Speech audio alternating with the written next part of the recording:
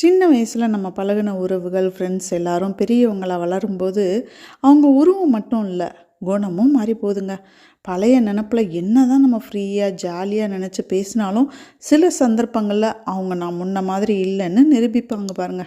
ஒரு ஃபோன் பண்ணுறதுல கூட நாம் ஏன் முதல்ல கால் பண்ணணும், நம்ம என்ன அவங்கள விட குறைஞ்சு போயிட்டோமான்னு இருக்கிறது.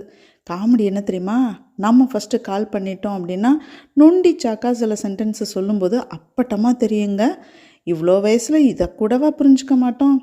இதெல்லாம் போட்டு மனசில் குழப்பிக்கிட்டு வேதனைப்பட்டுக்கிட்டு இல்லாமல் எதுவாயினும் கடந்து போயிட்டே இருந்தோம்னா செம ஹாப்பியாக இருக்கலாம்.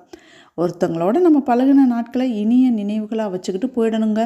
பல வருஷங்களும் கழித்து அவங்க அப்படியே இருப்பாங்கன்னு எதிர்பார்க்கக்கூடாது. அப்படி பண்ணோம் இனிய நினைவுகள்லாம் கசப்பாயிருங்க. சின்ன பிள்ளையாகவே இருந்திருக்கலாம்.